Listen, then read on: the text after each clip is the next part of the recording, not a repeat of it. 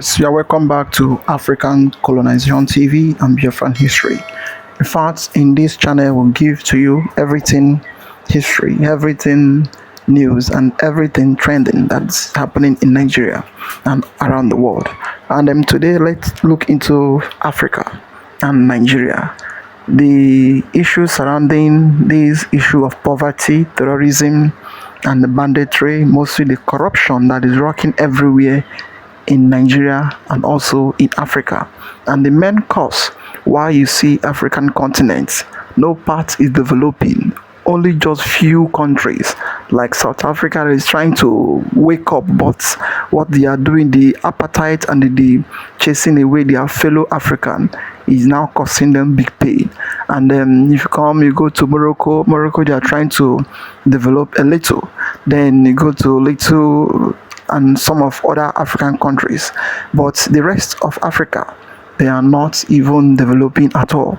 Coming down to Nigeria, where we are precising as of today journey. Nigeria, where the leaders is full of corruption, the country is full of banditry, terrorism, and the rest of them. And if you look around and you see and you start thinking what is the cause of all those things, then you will know that this is a foundation cause. It is a foundation cause, and the cause, it does not just develop just overnight. No, it started from the foundation of Nigeria. How those people divide and conquer everywhere and wanted to be controlling everything by all means. That is why they planted enemies of the people so that they can be coming and taking away everything they want back to their country, due to they don't want anybody to see the light of the day. In fact, don't skip any part of this video. Try to watch it to the end so that for you to understand things going on in Africa, mostly in Nigeria. So according to the headline, it says British causes terror in Nigeria and claim to own Africa over resources control. Just sit by, watch it so that you understand things going on in Nigeria and also in Africa, how the scramble of Africa and the continent being taken away by unknown people. As you're about to watch, like, subscribe, and share for everyone to see things going on in Nigeria. Europe, the world's most infamous colonial continent. Africa, the victims of such colonial ambitions. Egypt, Sudan, Nigeria, Uganda, Rhodesia, South Africa, and more were all once claimed by the British Empire. Morocco, Algeria, Tunisia, Madagascar, and additional regions fell claim to France. Germany had their own regions by the names of German Southwest Africa, German East Africa, Cameroons, and Togoland. Italy laid claim to Eritrea, Libya, and Somaliland. Angola, Mozambique, and Cabinda joined Portuguese Guinea. Their Spanish neighbors snatched the Spanish Sahara, Spanish Morocco, and Rio Muni.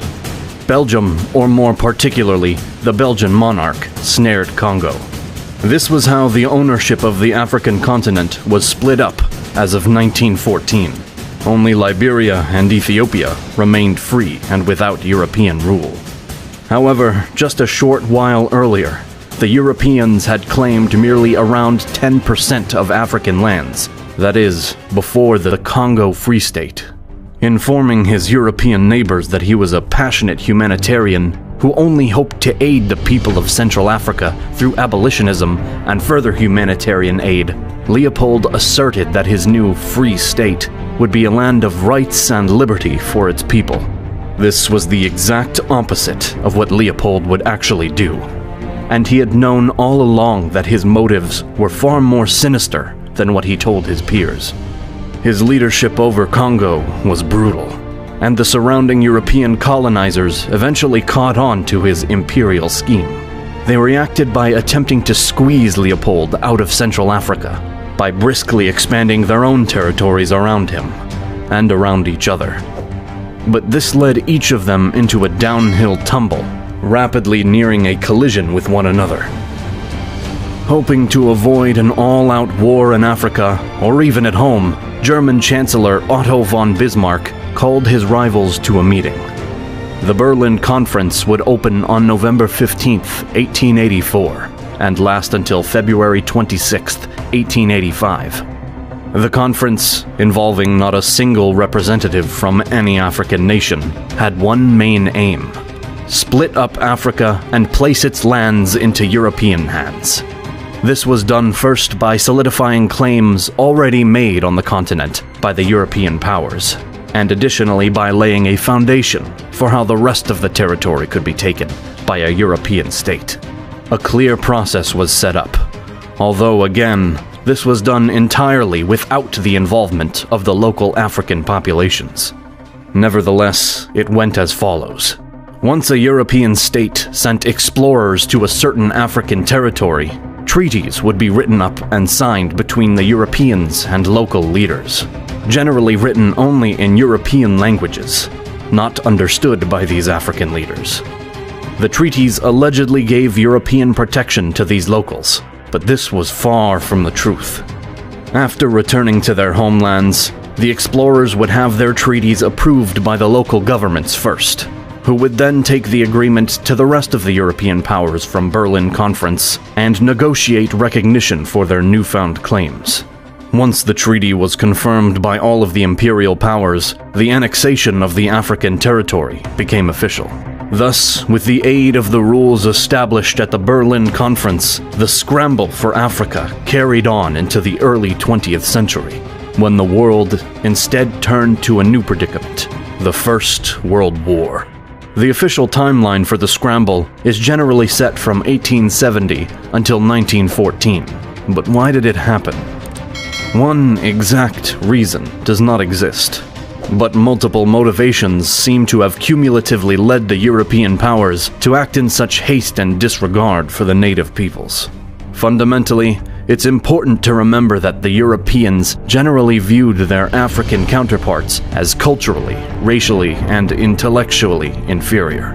This means that the explorers and their governmental authorities believed that Africa was free real estate, and the locals were incapable of forming their own independent, functioning states anyway. To the European mind, to take all of Africa made perfect sense, and was even morally justifiable. It especially made sense when the Europeans discovered new resources in Africa, such as coffee, sugar, and rubber, that could be extracted by utilizing the labor of the local populations. These discoveries were made through exploration, something that Europeans had been doing for some time now, often driven by each empire's thirst for expansion. This, however, was particularly difficult in Africa to start, due in one part to lethal diseases. Western Africa especially gained the reputation of being the white man's grave due to its malignant diseases like malaria and yellow fever. The 1700s saw 9 in every 10 colonists sent to Africa by the Royal African Company meet an untimely end, while 6 of those 9 couldn't even last a whole year. It wasn't until quinine was discovered within the bark of the cinchona tree that the Europeans even stood a chance, at least against malaria. Yellow fever was still a threat, but quinine put an end to the malaria massacre. This was crucial, given the undeniable ambition of the European nations to expand their territories and influence outside of their own continent. Capping a lid on the imperial era was all but impossible, so without a cure, many more lives would have simply been sacrificed for the cause. Although, it's safe to assume that this development rapidly increased the instance of exploration and colonization. Another motivating factor that made life easier for the Europeans journeying to Africa was a new wave of military innovations, saved only for the Europeans themselves. Breech-loading guns, percussion caps, and the Maxim gun were massive leaps in weaponry for the Europeans, who ensured that such tools would not be sold to the Africans they wished to colonize. This gave the European nations tremendous advantage over the local leaders and warriors who did possess firearms, but nothing to the capability of their invaders. The breech-loading guns allowed for quicker ease of use, The percussion caps lessened time, supplies, and limitations for utilizing the firearms, and the Maxim gun was an early machine gun that could absolutely devastate unsuspecting opponents, firing hundreds of rounds in a single minute, as opposed to at least 5 rounds, capable of being fired by the type of firearms owned by the Africans.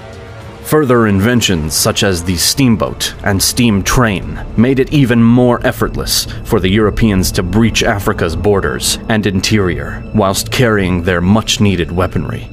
Easier travel, easier wars, and easier treatment of disease served as an added fire in the belly of European expansionist spirit. A sense of overarching superiority remained the outward justification for colonizing faraway lands that were deemed uninhabited, despite already housing great numbers of indigenous peoples. Internally, amongst those in power, an incurable hunger for more power and land was the main driving force for the frantic land grabs, especially when the neighborly rivalries became increasingly apparent and tense. The scramble for Africa was heavily successful for the Europeans, though not once did it factor the wishes of the Africans. The 20th century post-World War era saw the decolonization of the African continent, ultimately undoing all that the scramble had accomplished. Today, Africans have their freedom and autonomy, but there still remain some haunting footprints left behind from a history all too recent. Hello again. In late 1884, a rather amazing event, or was it, began to unfold in Berlin. Representatives of a number of Western powers, invited by Chancellor Bismarck, began to discuss what we might call the ground rules for the approaching partition and foreign occupation of Africa by themselves. Not surprisingly, perhaps, not an African was present. And also not surprisingly, the Berlin Conference, which stretched into the early weeks of 1885, is often seen as the starting gun, if you will, for the scramble for Africa, and therefore for Africa's colonial period. In the last lecture, we spoke of the winds of change and the way they were blowing in the 19th century interlude between the ending of the Atlantic slave trade and the onset of the colonial era. What were gentle breezes early in that century had become, by the 1880s, a full-force gale. In the space of a single generation, almost every bit of Africa was colonized by one or another European power. Let me hasten to add, however, that as empires go, these empires were not particularly long-lasting. And again, for most, not all, but for most of Africa, only 3 or 4 generations later, and equally quickly, within the space of a single generation, decolonization occurred in Africa as well. Now, this may be a good time to sharpen our terminology somewhat. The terms imperialism and colonialism are often used interchangeably, and often there's no problem with that. I am, however, in a moment going to propose an analytical distinction which I hope is helpful. It's also true that imperialism and colonialism are highly emotive words for good reason. In our own time, they're probably most often used as epithets of some sort or another. Again, I'm going to propose a sort of cooled off pair of definitions here to try to get at colonialism, but they should be emotive words. After all, these words in modern history that end in ISM often do pack a lot of punch. I mean, when you start down the list of capitalism, socialism, communism, fascism, Nazism, sexism, racism, imperialism, colonialism, you're marching through a lot of the great categories and a lot of the great dynamics which have driven the history of the world in the last few centuries. So, back to my treatment of imperialism and colonialism. I will suggest that we use imperialism to refer, quite simply, to the power or influence exerted by more powerful nations over less powerful ones. Let me concede at the outset then that in theory, and indeed sometimes in reality, that imperialism as I've just defined it can have a benign and indeed perhaps a positive impact. At the moment when the Rwanda genocide was unfolding in 1994, had Western powers, for instance, intervened, it is probably true to say that a great many lives might have been saved. I cannot look on that as other than a positive impact. I can also assure you that some voices, including those who were later critical of the failure of the move in the early stages, would have been critical and would have referred to this as imperialist interference in Rwanda had it occurred. Again, power or influence exerted from the more powerful nations towards the less powerful. What I'm trying to get at is the direction of the flow of this power and influence. Now, with my extremely broad definition, what advantage it gives to me is that you can then identify a whole range across a spectrum of kinds or styles or flavors of imperialism, kinds of influence or power exerted by more powerful countries vis-a-vis less powerful ones. For instance, if we start at sort of the mild side of the imperialism spectrum, if you like, we could talk about something we might refer to as cultural imperialism. I don't simply mean the missionary enterprise, for instance, that we have been looking at, and we'll look at some more in this case. In today's world, the fact that if you turn on a TV or go to a movie theater in Nairobi or Lagos or Harare or Lusaka, you're going to see products which more than likely are produced in Hollywood or some other Western country. Now, that may be for good or ill, depending on your perspective, but it does fit my definition of cultural imperialism in this sort of cooled-off sense, where the influence is coming from, where it is going to and being exerted. Let's move across the spectrum a bit more. We can imagine something we might call economic imperialism, for instance.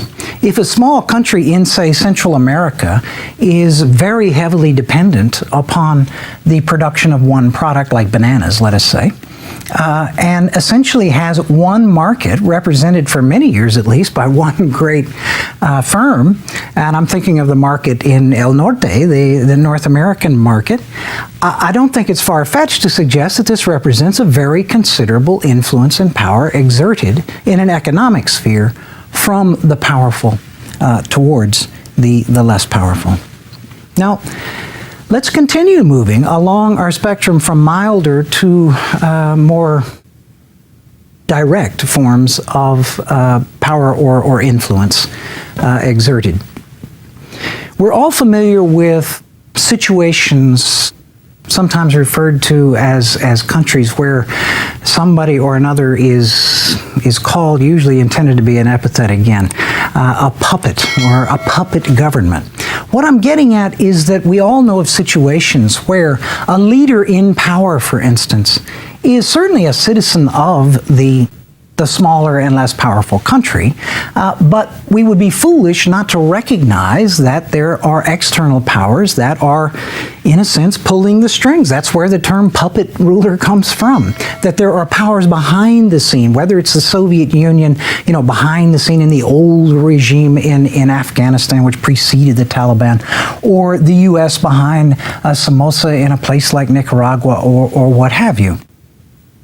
Now, if we continue across this spectrum to, in my view, the end of the most direct, we come to the most direct form of imperialism. And here, that end of the spectrum is what I would reserve for my use of the term colonialism. In other words, colonialism is not simply indirect or cultural or economic in its form, it is direct. It is upfront. It is formalized takeover. In the last analysis, the bottom line, if you like, of colonial situations, but not of the other imperial situations I've been talking about, the bottom line is either real or implied conquest, either warfare resulting in complex or conquest, or some sort of preemptive acknowledgement or surrender based on the inevitability of physical conquest, of military conquest. It is not just imperialism then that befell Africa at the end of the 19th century and lasted through much of the 20th century. It is, of course, this last instance. It is colonial rule. It is the outright and direct partitioning, occupation, rebordering of the continent by various European powers, French, British, German, Portuguese, Belgian, and so on. That is it. That is what is there. You all have seen the whole thing, the way everything is happening. Not that they came into Africa to take the resources of Africa, but the main problem here is that they make a rules that is guiding Africa before African can even speak. That is what affects the whole thing in African continent as of today, and that rules is what is governing the whole of African country as of today. So there is not any African country you go that you will not see the rules of the colonial master, the imperial leaders, those who comes and to conquer you. That is what is happening in all the whole African country. And if you rise up, say that you don't want to be part of them, then they will start fighting you. Just what they are doing to Burkina Faso. So since the day this man take over office, he chased away the France and other colonial rulers who are in the Burkina Faso. So, but they have been fighting him so that they will bring him down. And then if you come to Nigeria as of today, everything that is going on in Nigeria today is being controlled by the British till date. They may tell you that we have independence, but that independence is not true. It is new colonialism. So all those things is not true.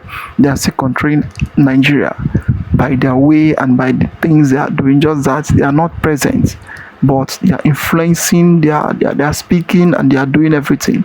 Just recently, Tinubu went to London to have a handshake with the King Charles, the present king of London, of UK, United Kingdom. So he went there to have a handshake with him and also to tie their ties to make sure that everything they have been in Nigeria is moving smoothly without anybody come in contact with it. That is the main cause of him traveling to UK. And after everything, they did not even discuss about the pain of the people, the suffering, the terrorism that is going on in Nigeria, the corruption, the out of school children, and the poverty everywhere. They never discuss of all those things. What they are discussing about is mostly about resources, how they are going to take away, and how them is going to give, all those kind of things they are discussing about, but they never discuss about the meaningful thing that is the country is suffering from. And that has been the way since pre-colonial masters to date. That has been their way. In fact, I would like you to subscribe, share, and make sure you share it for everyone to see things happening in Nigeria. And I would like to comment down below what you think about the whole thing happening. If you like any news, any of the history you want us to share or to speak to you or to review to you here, then you can comment down below and you can tell us any of the one you want us to review, so that for you to understand things going on in Africa. So thank you for watching.